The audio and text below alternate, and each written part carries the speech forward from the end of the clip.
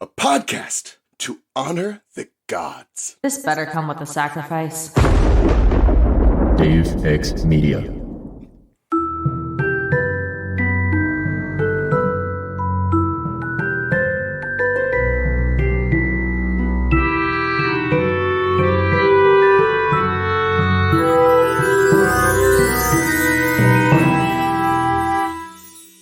Welcome to the restricted section, the longest, hardest breakup of my life. If you haven't done the reading, don't worry, we did it for you. Here's what we're talking about this week. Chapter 1 of Harry Potter and the Half-Blood Prince, The Other Minister. It's the very first chapter of the Half-Blood Prince, and Harry Potter is nowhere in sight. Instead, we get to see a dramatic introduction as told by three ministers. I'm your host, Christina. My co-host today is my favorite minister, Andrew. Say hello to the listeners, Andrew. Hi, everyone. And our special guest today is walking out of the fireplace right now, Zach from My Cabbages. Say hello to the listeners, Zach. Her de facto least favorite minister, I guess. Well, Hi, everybody. How's it going? How's it going? Good. I'm so sorry that you're still shackled to this podcast, Christina. I feel for you every day. It's okay. I've actually decided that in season 6, we like Harry Potter again. Oh, yeah? You're bringing it back in? That's a risky move. This book is fun, and it's shorter by its surrounding books by at least like 8 chapters, and I'm ready to have some fun. Let's go. Fun, fun, fun, fun, fun. It starts out really fun, I think. If denial were measured in depths, your denial would be somewhere with the crew that went missing on that Titanic submarine. Zach, I have to cut that out because by the time this episode comes out, they are 100% dead. 100% dead when this episode comes out. They may already be dead. Zach, how the hell have you been since the last time you were on the show, which I don't even remember when that was. I've been great. I've been not thinking about Harry Potter. Well, Nice. sorry. No, sorry to always it's do all this good. to No, people. Harry Potter's been, it's always going to be it's going to have a special warm place in my heart. Like around Christmas time, no one's going to be like, "Hey, do you want to watch The Philosopher's Stone?" And I'm going to be like, I don't think so." Now I'm going to be like, "Yeah, put that shit on." Put that shit on and put Christmas Carol's album on low in the background. You're really setting your mood there for you. Yeah, really. And since the last time you were on the show, you guys also finished Avatar. We finished Avatar: The Last Airbender. We did. Why is my camera being dramatic? I thought you were doing that intentionally. No. It I was have such no a idea. dramatic zoom. It happened during book club a while back. It was like a 3-phaser. Too. I know. It was like how in Bob's Burgers, in the old episodes, they would like zoom in like dun, dun, dun. Uh-huh. It was very much like that. It was like a YouTuber poppin'. Well, congrats on wrapping up your original source material. I am not jealous because I like Harry Potter, but that's cool for you guys, and you get to move on to Korra later this year, which is very exciting. Love me some Korra. We stand a bi queen Avatar. Spoilers. Yes. I've never related more to any other character in Avatar, I think. God, that's so true, Tina. Korra and I are very similar. Korra is like a type B version of you. I think, well, yeah, type B. Anyway, Andrew, how the hell have you been? Fantabulous. You were on the show last week, though. No, but everyone's up to date. Yeah. Sorry, Andrew, I wanted to point out really quickly that at our last episode, we had none other than the Cabbage Man himself on the show. So you should definitely go check it out and give it a The listen. voice actor. Yes. That's fucking dope. Very, very exciting. Jesus. Yeah. And he was like the nicest, sweetest, like most fucking wonderful person ever. He asked for our address and he sent us a fucking signed little illustration of the avatar of the Cabbage Man. It did the Zoom thing again, so it really does seem like you're doing it for emphasis. I like maybe now first Audacity like does shit without me telling it to, and now this. It astounds me. Like, I'm not an extremely skilled like audio producer, but I'm going on 3.5 years of experience now, and that's not a little bit of experience. That's like 3 podcasts worth of experience. Like, the amount of technical issues that I run into, it completely astounds me that any podcast has ever been produced in any kind of consistent manner. How the fuck do they do it? Like, I've always talked about how, as a visual artist, There it is again. What is the deal? It's just gonna randomly crack people up. Eventually, we're gonna have to stop mentioning it. Don't. Just take a fucking second. Or just drink every time it zooms. Is it a Zoom effect? Like Zoom, the application or the program Zoom? How do I even Google this? Zoom keeps zooming. Like, but it does it when you talk. That's ungoogleable. I've had to do that before. No, I would always say this about, like, as a visual artist, when you put a paintbrush to a canvas, there it is. That's the paint mark. That's it. But, like, audio is so fucking, like, ephemeral. It's like, there's no way I could start a painting and then 4 hours later find out that I did something wrong in the beginning and now I can't use any of it. Right. Yes. Yeah. Yep. Exactly. So what I do is I just never touch any of my equipment or settings at all. And so far that works. Until something starts to fail you. So I had to, like, reconfigure everything. And I was like, no, I don't want to. Get yourself a Sean. Because I'm like, did I do it right? And he's like, honey, no. You tried really hard. Alex would honestly probably support that. Anyway, okay, so we're here to talk about chapter 1 of the Half-Blood Prince, and we're excited for it. Round of applause for Harry Potter. Well, we're like Harry Potter now. We're excited for it mostly because it doesn't start with, like, Harry Potter was a special boy with a special... That's true. We don't have to hear about how unique he is. Yeah. Zach, can you start by telling the listeners about your history with Harry Potter and the Half-Blood Prince, the book? I didn't read it. Until the very first chapter today. Oh, my history with this book begins 10 minutes after we were supposed to start recording.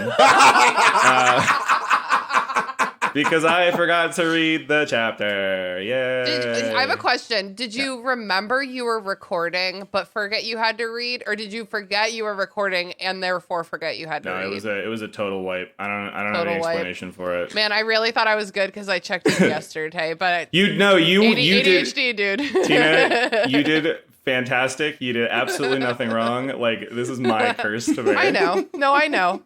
Sean has ADHD. It's never my fault. Yeah. That's quite all right. I'm glad you read it though. So, like, give us your first impression. I told you that I thought you would like this chapter in isolation. So, was I right? I did like this chapter. It felt weirdly like a Monty Python sketch. Yes, It's like a little funny. It felt like a sketch from a sketch comedy show that goes on for just a little too long. Yeah, it's like one prime minister is having a really bad day, and then, like, it's annoying to him that the other prime ministers are having worse days. That's, like, the worst part of his day is that these other guys are having worse days than him. It's just cool to see. I'm trying to remember, like, an example in media where, like, it does this. But it was cool just to see events, like, from the past of the books. Like, through this lens, we get to see a couple of scenes where, like, totally other shit happens. Lens. Yeah. Yep, I love it. It's like the end of a Sherlock episode where, like, he just explains everything in a way that, like, changes the entire way that you look at things. Yeah, and I feel like when this book came out and I read this, it was like, oh my god, of course they have to talk to, like, the prime minister. Mm-hmm. Like, this makes perfect sense. It's like when Rick puts on, like, a fisherman's hat and he shows up to the president and he's like, "Hey, what's up? It's me, Fisherman Rick. No, that other Rick, he left this universe. He's gone. I'm Fisherman Rick now." And the president's like, "Oh, that's great. Good for you." I feel like the prime ministers are like that Spider-Man meme where they're all pointing at each other. Wait, I'm going to make that. So let's go through it because it's quite fun. So it starts with the Muggle prime minister. He's just chilling in his office and he's like, "Oof, bad week. I am stressed." So some shit's been going down. A bridge collapsed. There were 2 nasty, well-publicized murders. There's a freak hurricane and it's chilly in July. Oof, that is the end of days. Yeah. Chilly in July, no way. Even though it's been kind of not that hot this summer so far. And oh my god, is it Dementors? Oh man. That's why the United States is all depressed. Because Dementors that actually explains a lot. I'm incredibly jealous of your implements. I have a creature with little tiny lungs, or else I would be also. I feel you. Except for Penny. She likes to smoke. That's not my problem. She's an adult. She's she an asks addict. for it. Yeah. Her body language is clear. Anyway, there's a cough. And he's like, oh, no. He recognizes the cough from before. It's a picture of a man in a wig saying Fudge is on his way. So this is a picture of, I think it describes him as a frog-like man. Yeah. In a wig, and like for some reason I've always pictured it as just like a painting of a dapper frog, you know, like an actual frog. It's what's his name from that book we all just read a little while ago, The Demon. He's always described as like toad-like. Oh yeah, his name was It's French, I think. Hold on, Tremont Philippe. Tremont Philippe. That was from Light from Uncommon Stars by Rika Aoki. Very good and very gay. Thank you. Yeah. Oh, I thought you were telling me very good for remembering because it took a lot of strength, but it was a very good book. If you like your books bonkers. Yeah, it's a little crazy, but in a good way. If you like your books to have 5 books inside of them, read this book. That sounds like a good value.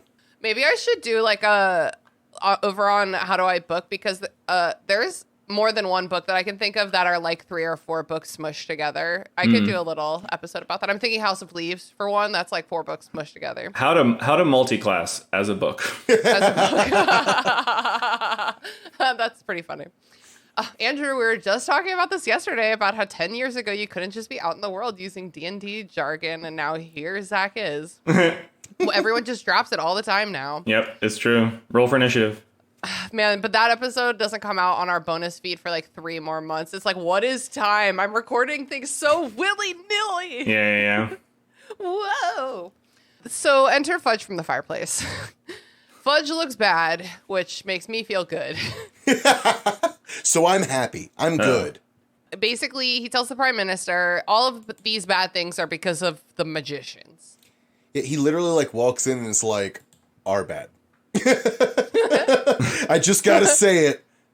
We kind of fucked up. He kind of is like, you dumb idiot. Obviously, this is our bad. And the Muggle Prime Minister is like, hey man, it didn't occur to me. Like, why are you talking to me like this? The Muggle Prime Minister is so salty this whole chapter. You don't share any information. I have no way of knowing, and now you're holding it against me that I don't know it. Stop. I quite like this Prime Minister character, and I sympathize with him because he's just like an isolated character. Like, he's never done anything wrong. He's never voted wrong. Like, he doesn't even have a name. He's just a guy who's having a bad week. He's just like in a comedy sketch. In comedy sketch terminology, he's like the straight man that like shows up and is just like, what the fuck are all this wizard shit? Like, I was actually picturing Martin. Not Martin Short. Martin Freeman?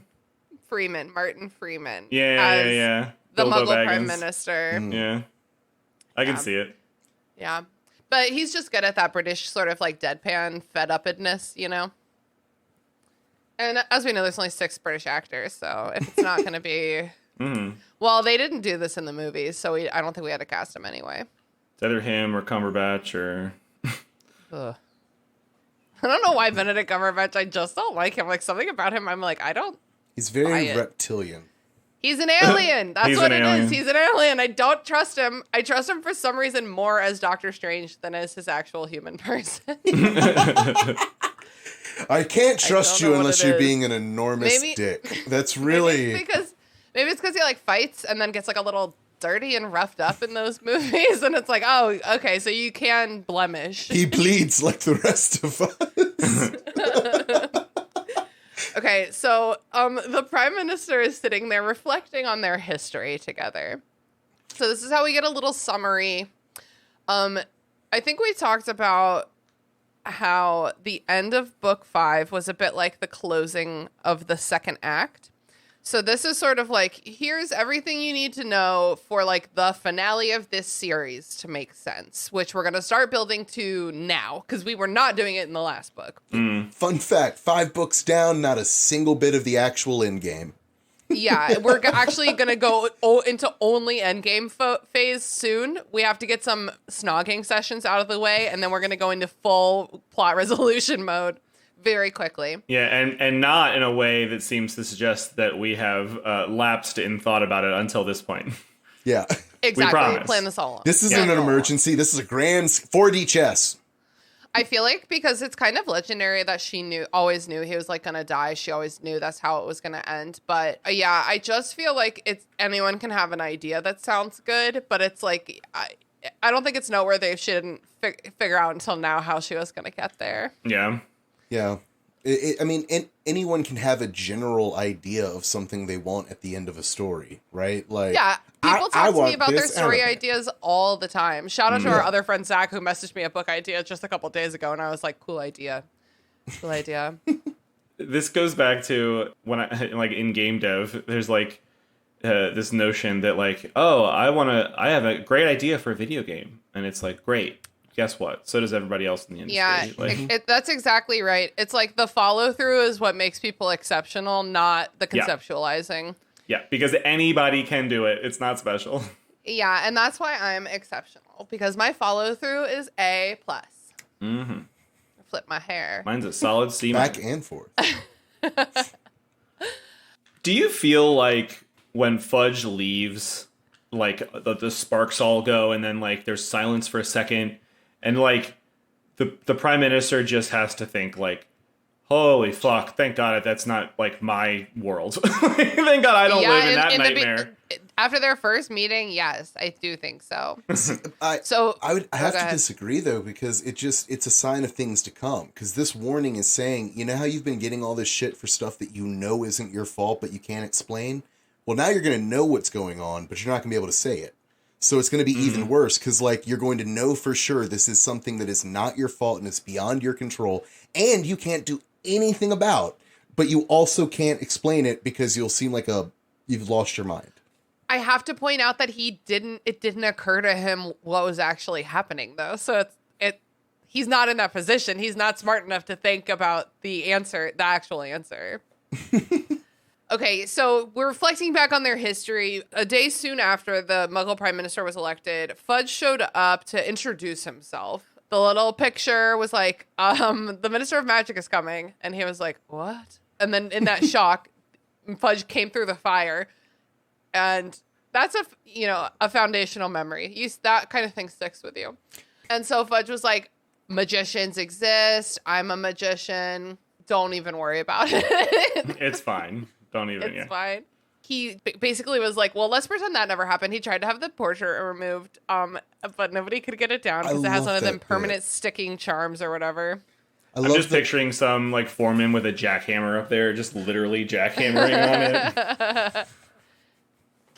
Is anyone in the world strong enough to just hold a jackhammer like that? I think maybe like a sawzall or something.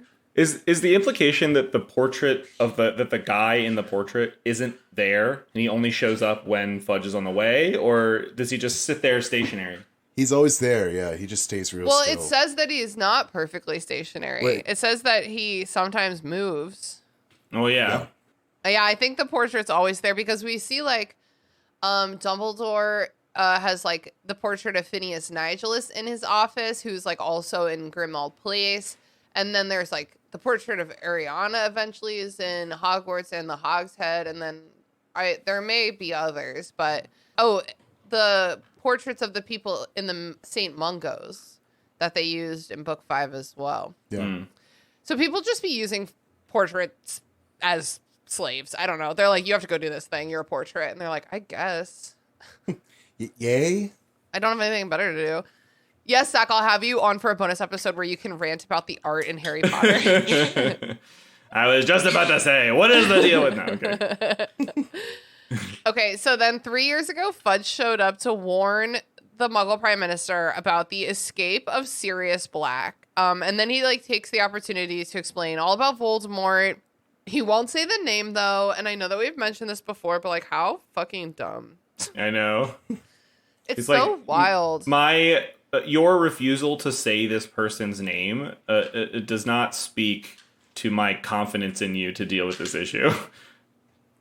Yeah, it just is so baffling. Like you're so scared of this man that you can't say his name, and you expect me to not be scared. I think I would have to be incredibly rude in that situation and be like, no, I need you to explain to me in vivid detail why you... Because it's like one of those things where whenever someone says something like, you just don't say it, I'd be like, no. Yeah, no. No. That's not an explanation. That's your reason. I need you to explain to me why you don't say it. I've heard people say that maybe, you know how in the Deathly Hallows, he makes a taboo on his name. Yeah. So when they say Voldemort, the Snatchers know where they are. And so I've heard people say maybe he did that during the First War and we just don't ever hear about it. But like that's some grand spell. It started. Yeah. Yeah. So people are like, you can't don't say his name because then he'll show up. And so, like, I can see something like that holding over, but I really don't see, like, a fear of his name inherently popping up out of nowhere, because that's just not how people are. Like, we talk about Hitler all the time. Yeah. I don't think you can get away with 5 books without mentioning one single time anything about the taboo and, like, then retcon it and say, like, oh, yeah, that's the reason. Like, you would have mentioned at some point, like, because if you said his name, he would show up and kill you. Like, how that was dark and disturbing. That would actually have been better for the story. I don't know, though. I mean, you really have to just keep her. I'm not really trying to say, like, no, I think that she was a good writer all along. I'm not trying to say that. But on the flip side, Harry's dumb. He's an unreliable narrator. And if the taboo is, like, no longer operational, why would anyone tell him that? You know, if they didn't have to. You could have even had, like, a scene or two where, like, you know, there's Hogwarts kids in the bathroom and they're saying Voldemort in the mirror. Ooh, like Bloody Mary. Yeah.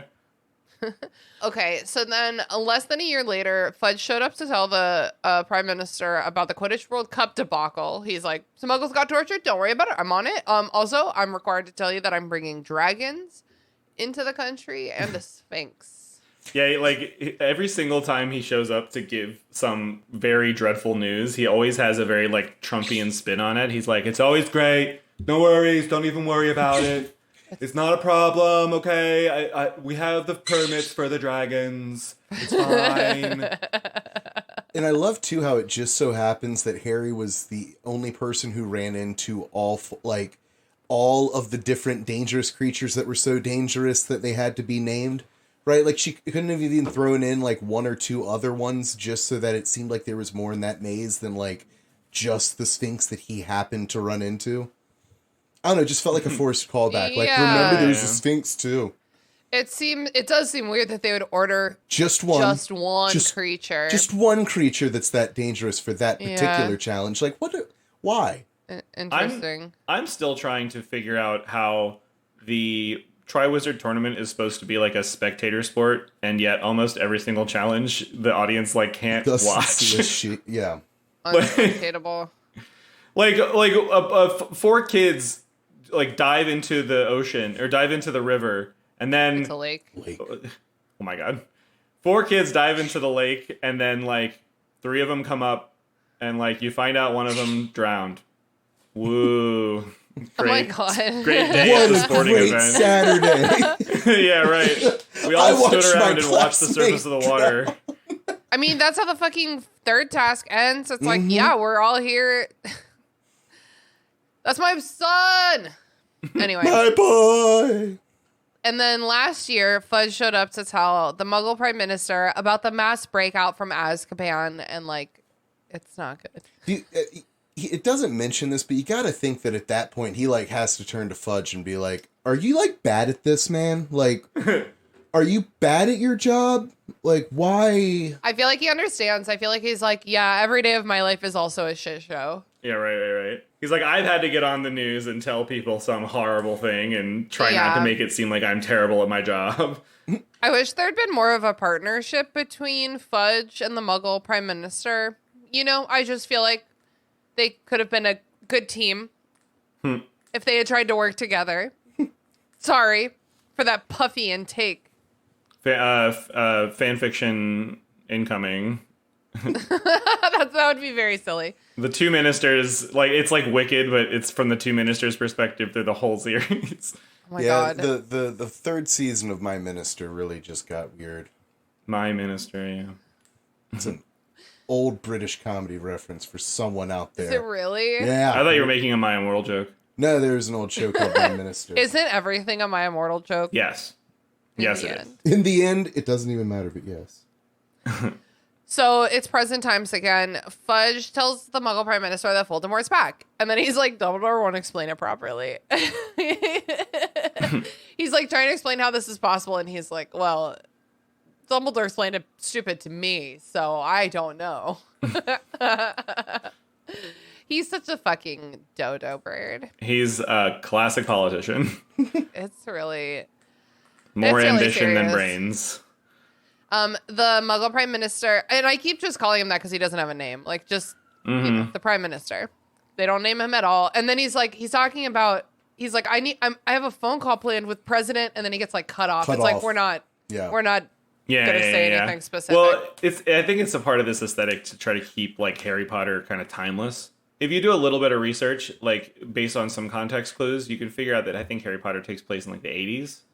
Was it? Yeah, that's exactly right. Was 90s. it? He was born in the 80s. Oh, guys, it doesn't matter. That's not at all. I think Hogwarts wasn't some bitch prime minister for like 8 days or something last year? Yeah.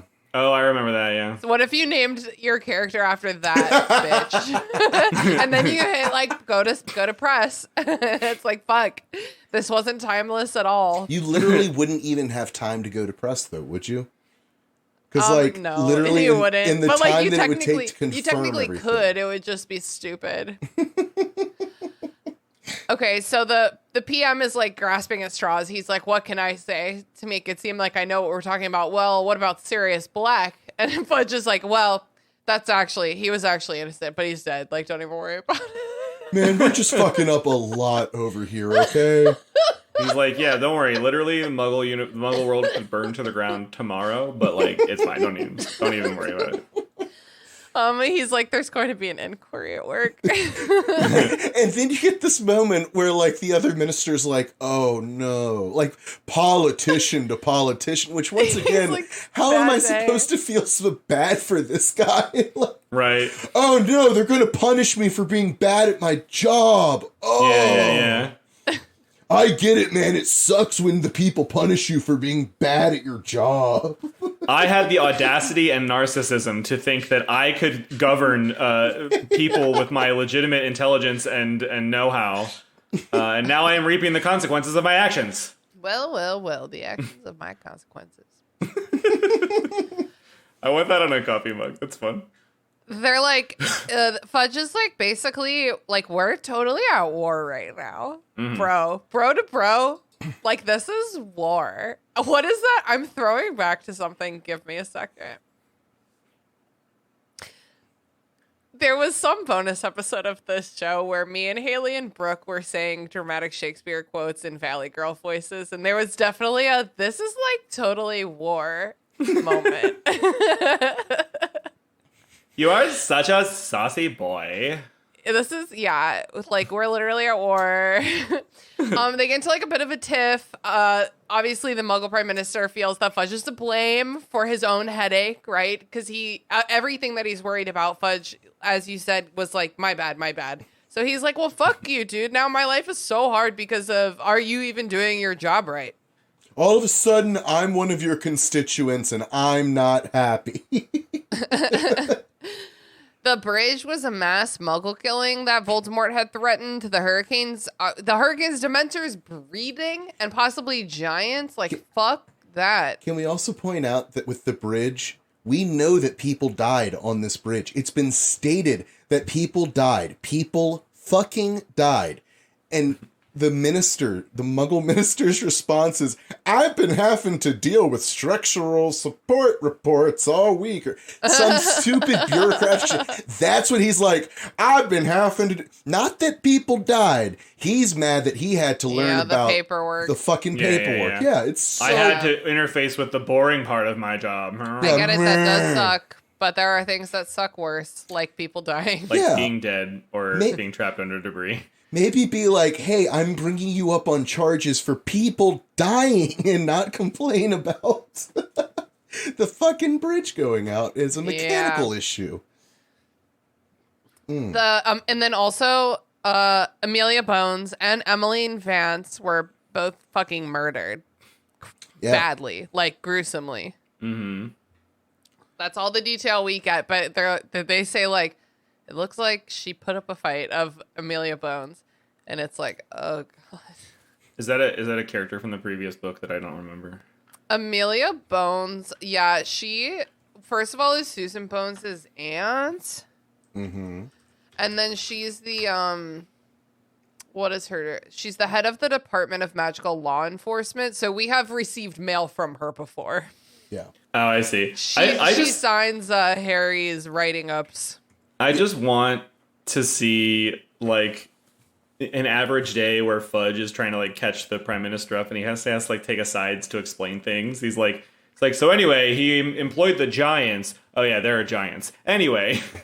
Yeah, it's almost giving like TV show right now, like episode 1 of a new season of a beloved old TV show. You know what I mean? It's like, here's this new character. He's funny. He's going to be like the stand-in for the audience who doesn't remember what happened since the last season. Mm-hmm. It reminds me a lot of, if you've ever watched a show written by Aaron Sorkin, it's actually kind of like Aaron Sorkin-esque because it's a lot of like background exposition in a very quick, like essentially a walk into like West Wing or The Newsroom. Or I've only watched West Wing with you. That is to say, not very often. I was going to say like one time 10 years ago, maybe. He put it on to have sex tapes. Anyway, carry on.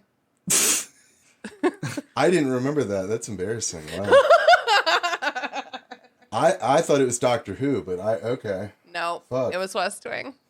I was like, I could get into this show. Reveals a little too much about myself. Okay, anyway, the prime minister is like, you must do something. You're the minister of magic. And Fudge is like, no, I am not. Yeah, fun fact.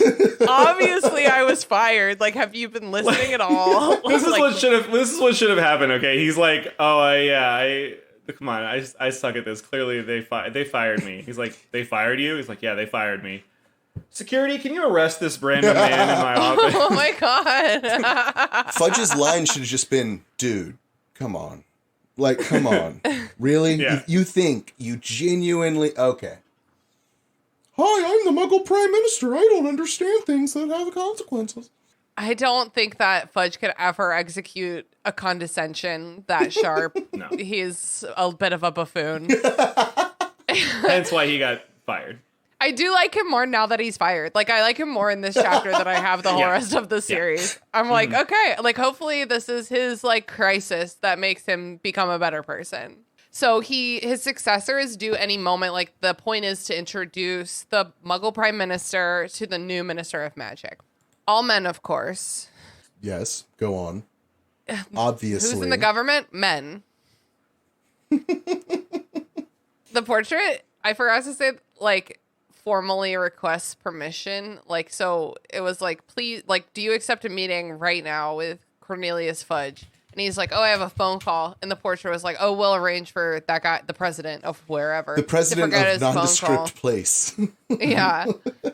And so he had to be like, yes, I guess he can come here. And so now the portrait is like permission for the new minister of magic to come. And he's like, I fucking guess, like, do I have a choice? Yeah, really, really. Could I stop you if I said no?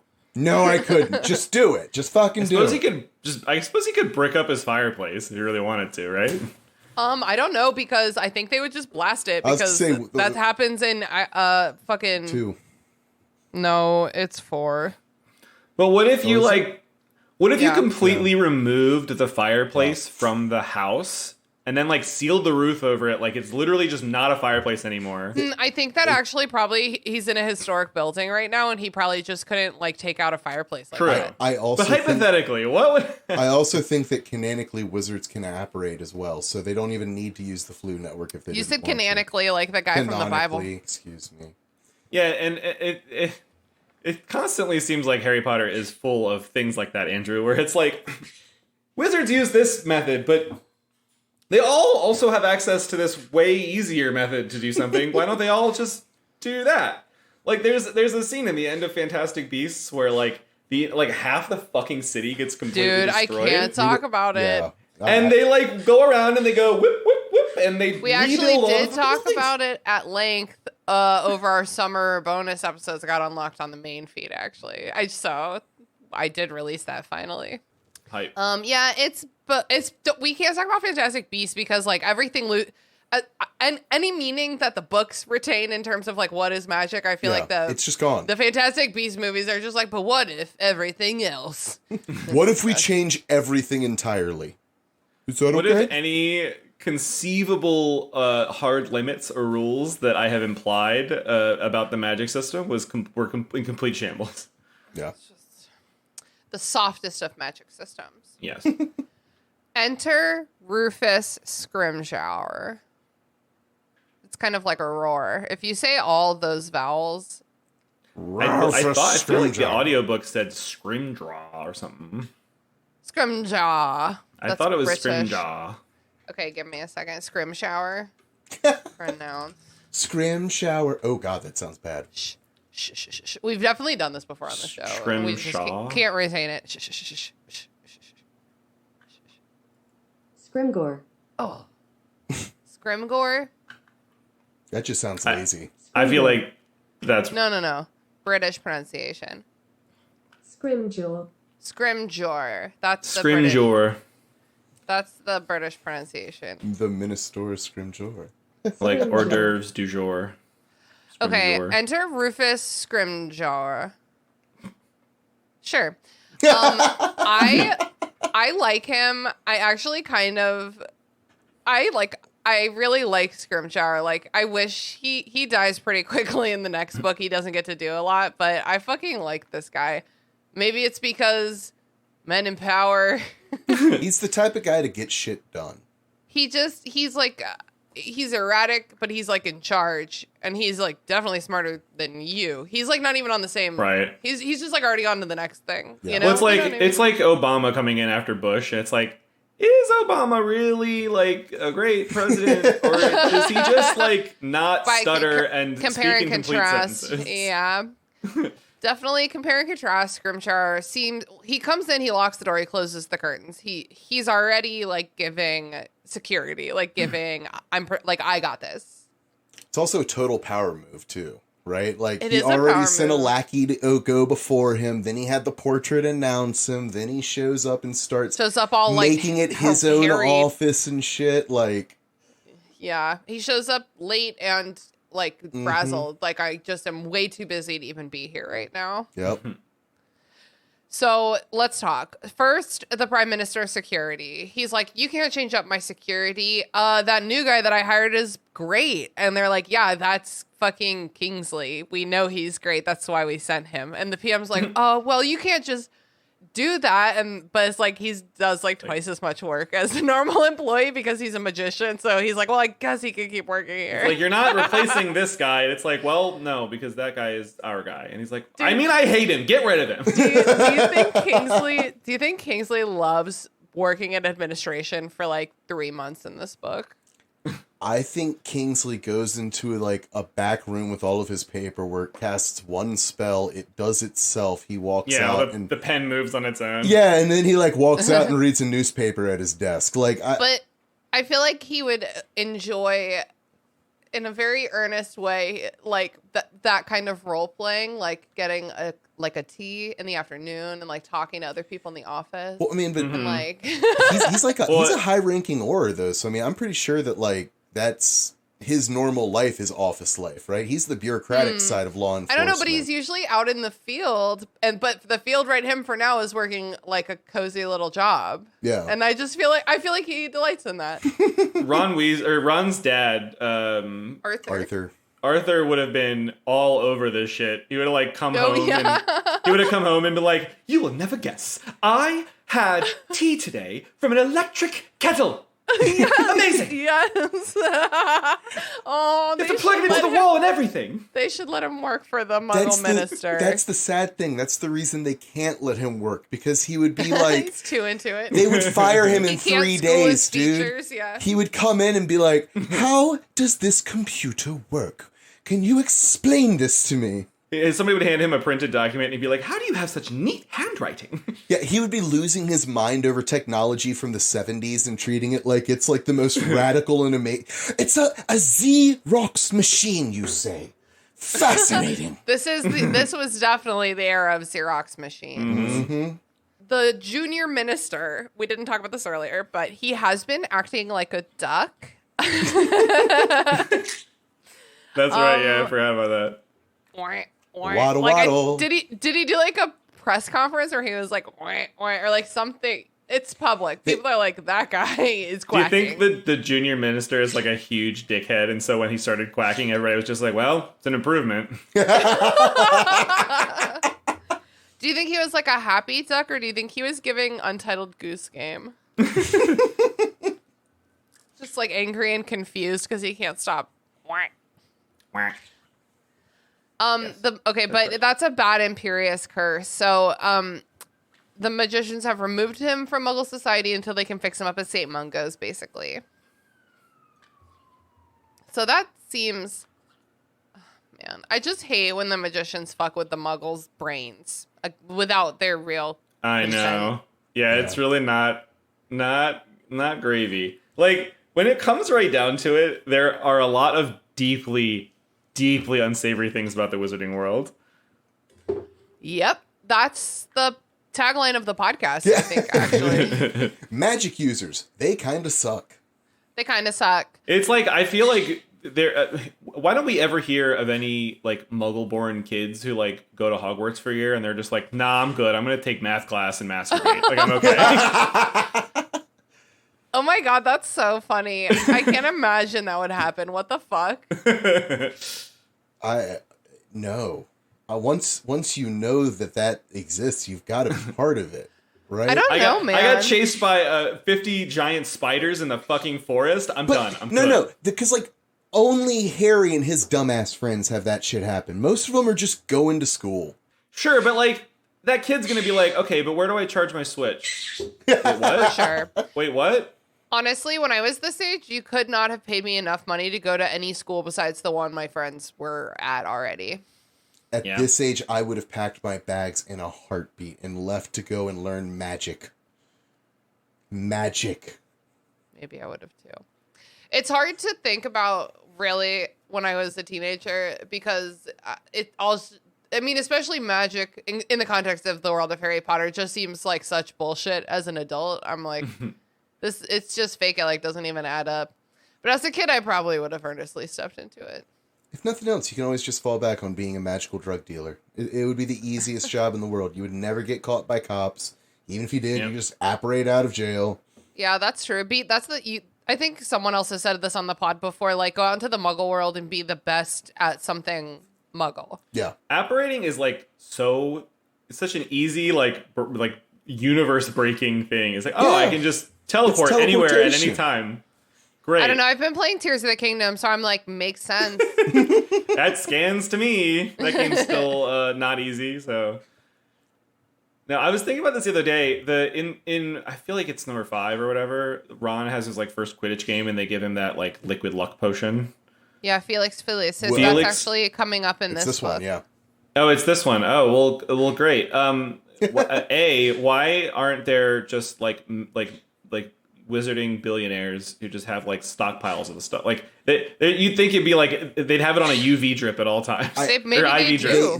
They specify that like it's not good to use time and time again. I mean, you think drugs. They fucking care about that, Andrew? Like cocaine's not good to do time and time again, but people do. But I would imagine. I think it's like a drug, and Harry's just a Gryffindor. I would have to imagine that for them not to be doing it, the side effects must be like insta-cancer or something to that effect, right? Okay. Well, but that's the kind of hoops we have to jump through for JK's world, Andrew.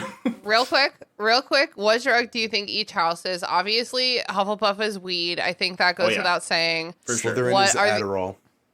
No, actually, Ravenclaw is Adderall. I think Slytherin is cocaine. Yeah, Slytherin is coke. Yes. Ravenclaw is Adderall. Slytherin is Ravenclaw is Adderall, and Slytherin is the less savory Adderall cocaine. Yeah. I think Gryffindor is Everclear. Meth. Everclear. Yippee-ki-yay, honestly, that makes a lot of sense. I'm not sure about Ravenclaw. A Gryffindor is going to be the one that's going to be like, hold my beer, and then like jump out of a tower. Ravenclaws are all going to want the Adderall to study. That's going to be their... I don't know. I feel like I want more like what is their drug spiritually, not like what drug do they rely on for studies. Like what drug is their prescription? Like I almost think like maybe shrooms, because you can like microdose in like controlled environments and like see like it's almost like scientific, you know? It is. Maybe. Shrooms make sense. Sure. I'm glad we all agree that Hufflepuff is weed, though. Yeah. Like, it's just one that matters a little more to me for some reason. They have a smell circle spell. All the smell dissipates after it gets past a certain orb. It's just a bubble-headed charm, and you just hotbox yourself. You hotbox yourself. I love it. There used to be a fifth house, but they were all about whippets, and they were a silly group of fucks, so we kicked them out. There was a sixth house. They were all about Quaaludes, but then they stopped being a thing, and then the house just fell apart. Yeah. So it's time for Scrimgeour. Ooh. Scrimgeour. Scrimgeour. So it's time for Scrimgeour to leave. Apparently, Fudge is staying on the team in a consulting kind of role, which obviously I don't think he would have many other options at this time. Yeah, they're like, you know that role where you train your replacement before you leave? That's what your role you have, Fudge. Yep. Yeah. And can we also just point out, I'm pretty sure I'd be willing to bet the entire reason that this chapter got written is because of this line that's coming up. Yeah. I think that she thought of the line and she was like, I'm going to make a chapter on that. Yeah. Because that tracks. That's the energy, is all of this is leading up to being to this able line. to say Yeah. this one line. What are we calling her this season? I don't We've know. been through so many names. What are we thinking? Like, what's the name? We haven't had a good one in a while. Should we circle back to an oldie but a goodie? Can we just call her Junior? Junior. Why? Is there a reason, or just because it's JR. a little condescending? JR, right? Okay. Yeah, let's call her Junior. Let's ignore that middle initial and make her Junior for this year. I'm here for it. We'll see how it sticks. Yeah. The Muggle Prime Minister is like, as you mentioned, he's like, you have magic, do something. And Scrimgeour is like, the other side has magic too, brah. That's the thing, Minister. So do they. Yeah. It's like, oh, they have magic too. It's like, yeah, but you can flick your wand and make a building go back together. Aren't there are like moments as a writer where you like get it down and then you're like, fucking yeah, that was sharp. And definitely Junior had that moment. Was like, right. Oh my god, this is fucking iconic. She was like, I'm so cool. Guys, I earned my glass of wine early today. I just did. Boom, boom, boom. Junior, you hit the nail on the head this time. I want you in my room. That's for Haley. She's had that song stuck in her head a lot lately. Anyway, Scrimgeour and Fudge leave, and that's that. That's the end of the chapter, brah. We're back. Yes. It's clean. We're back, baby. So it's far, a clean break. Yeah. So far, do we like Harry Potter this season? I mean, it has nothing to do with Harry Potter because he wasn't in this chapter. But like so far in the book, I think we like Harry Potter. It feels like Junior's trying out something little new. Like she got like a new outfit. She's trying it out on town, seeing how it feels. You know, she just wearing it a little differently than she normally would, going with a little crazier style. It doesn't feel like a chapter she would write before. Mm-hmm. To me, at least. It feels like, okay. This is a thought I've had about Harry Potter for a very long time. Do you know how, like, you'll play a game that's supposed to be kind of, like, open world, right? Mm-hmm. But Pokemon's a good example. When you go up to someone in, like, a Pokemon Game Boy game and like, they turn to face you, that is the only movement that they will ever do. They will make that one turn, and then they will stand there for eternity, having spent their dialogue options, and you won't be able to fight them anymore. Like, so many games you walk around and you're like, oh, this is supposed to feel like a living, breathing world, but I kind of just feel like it's only a world when like I'm around. Yeah. It kind of only feels like it's here when it's like meant to give me that illusion, like it's here performing for me only. And that's Harry why Potter, I love Tears as of a the world Kingdom. constantly feels like it's just only exists around Harry. The only elements of the world we ever give a fuck or hear anything about are the elements that directly relate to Harry. And this was, I think, probably like an editor or something being like, Joanne, you have to give some context to this world. Yeah, you're not doing the very special boy thing right now. Like, you're just not doing it. Junior, I tell you what, if you don't start this book with another non-Harry chapter, I'm going to whoop your ass. That's what their editor said. In that authentic British accent. Yeah, very authentic for sure. And then the editor whooped her ass anyway, because I just like that image. I like that thought. Yeah, it's a good thought. Ooh, cathartic. I like that thought too. Looks like for so many reasons. Yeah. What have I seen you posted on Twitter, you piece of shit? Get back here! That's the end of the chapter. Zach, do you have any final thoughts about it before we move on to plugs? Yeah, I liked this one. I thought it was a fun little departure from common events, and it enforced the idea that things happen that aren't involved with Harry Potter. Yep. Yeah, things do be happening out here. Things do be happening out here. Andrew, any final words about the chapter? No. Okay, cool. It feels like here's the final thought. You'd think that in the sort of early moments of the chapter where he's like, "Oh, don't worry, we'll be sure to monitor the Muggle population," and it's like, can we address that word, please? It really sounds like very nasty, and I would really appreciate it. It's a slur. Yeah, it's definitely a slur. But, like, people... I remember it was just this term that people would just throw out willy-nilly, and it's like, oh, but it's not an actual group. It's like, but it's like... You know, it's like the easy bake oven of racism.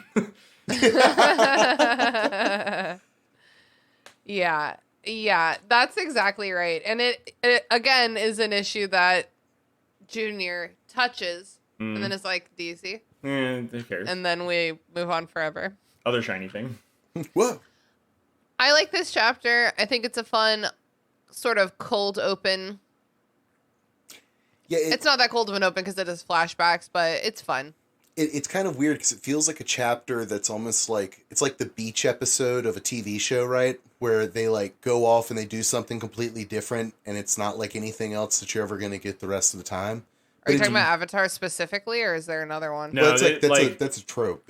Yeah, Tina, this is in almost every anime, like where there's like friends going on adventures and whatnot. There's usually always like, oh, it's a beach. Let's all get down into our swimsuits and like do some fan service things for an episode. Yeah, K-dramas do the same thing. They literally have a beach episode in damn near every fucking K-drama. The beach episode, it's like a thing. Yeah, they call it the beach episode too. But yeah, it's kind of like the beach episode, but it's interesting because it's at the beginning, which is a little refreshing, right? Like and these two prime ministers are really sexy in their bikinis. I have to admit, they're official governmental bikinis. Government-issued bikini, yes. State issued bikinis. The GIB, the government-issued bikini. Ooh, don't call it GIB. That is so funny. Cool. Well, let's do plugs. Zach, your podcast is on hiatus. Yeah, it is. But if you haven't listened to it yet, you should. Now's the time to go binge it before they move on to Korra. You should definitely listen to it. It's a good show. I'm relatively proud of it, and by that I mean I'm proud of it. I'm very proud of it. Cut out the relatively. We had a lot of fun making it, and we had a great time, and now we're gonna have a great time on Korra too. But I think for my plug, I'll just plug the new Spider-Verse movie. I fucking loved it. God, it was so good. Yeah, hell yeah, seconded. Andrew, what are you plugging this week? I'm getting mixed up on what I've plugged recently because I've been doing a few, but I think I haven't plugged Ted Lasso yet. Have I? Good choice. I'll take that would it. have been my other pick. I think you might have gotten close to plugging it in a previous record that we did recently, but no, Ted Lasso is absolutely fantastic. I highly recommend it. It's 3 seasons that culminate very well and did a really great job of ending it on a great note and everything. It's It is the most wholesome display of healthy masculinity I've ever seen on television. Absolutely. I'd agree with that. Hell yeah. I'm your host, Christina. You know where to find me. And this week I'm going to plug, well, I'm not really reading anything new or doing anything new, but I am still reading that book series, The Three Dark Crowns, that I've been talking about for a while by Kendari Blake. And I'm still having a good time. I'm on book 3 now. I've been reading them really slowly because whenever I read a series, I'll read one in the series and then I'll read like 2 or 3 other books in between. Because Alex does this too. I don't like if I'm like jamming on a series, I want to just churn through them all. Mm-hmm. It's like something about like I can't be reading just this one book series for like the next 2 months. Like I just can't do that. But you can. I just don't want to. Like there's other things I need to be reading in the meantime a lot of the time because I have like book clubs and stuff. So anyway, I'm having a good time and I recommend that book series. Good. Guys, thank you so much for coming to talk about the very first chapter of Harry Potter and the Half-Blood Prince, the season in which we are enjoying Harry Potter again. I'm manifesting it now. I'll probably ask me if I feel the same way in 30 episodes. Right, yeah. I'll ask if you feel the same way in 10 episodes.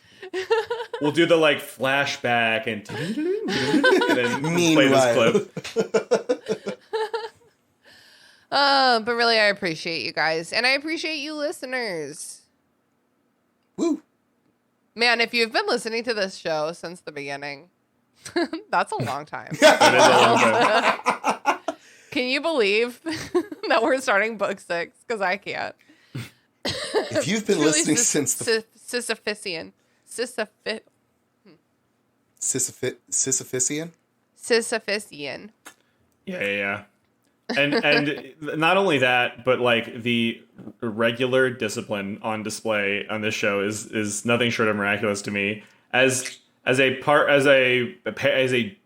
member of a duo that are both like not like heavy schedulers, there are some Fridays that have come and gone where like, oh well, it's not gonna happen today. It's just not gonna happen today, guys. Sorry. Next week we're gonna put out the episode. Just can't pull it off with this equipment. But that's just fine because I'm an uptight type A bitch and not everyone has to be that way. It's actually good for me to have friends who aren't that way. Anyway, that's the end of the episode. That's the end of the very first chapter of Harry Potter and the Half-Blood Prince. Da-na-na. Da-na-na. Da-da-da-da. That's it, potheads. Thanks for listening to the Restricted Section. This podcast is produced and hosted by me, Christina Kahn. Our theme music was produced by Ryan Kahn. Our logo was designed by Michael Hardison. Please connect with us on Twitter @RestrictedPod, on Instagram @RestrictedSectionPod, on Facebook @RestrictedSectionPod, or in our Facebook group, The Restricted Section Detention Crew. Join our Patreon to get access to our Discord server, our bonus episodes, and other cool perks. We're also very happy to be a member of Deus Ex Media, where all you fucking nerds can find all kinds of fandom podcasts to suit your fancy.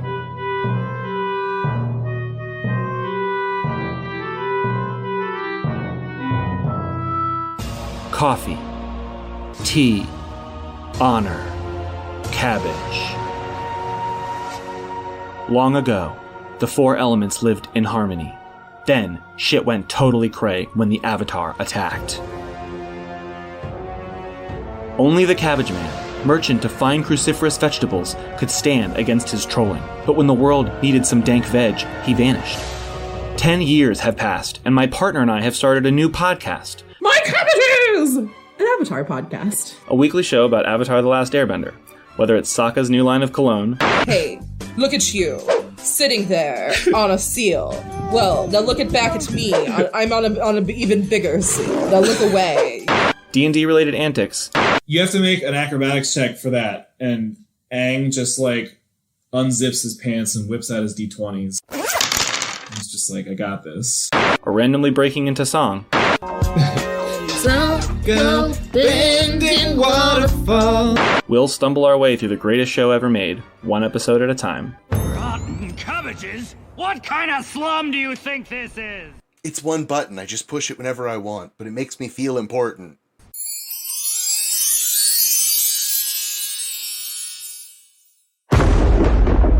Dave X Media.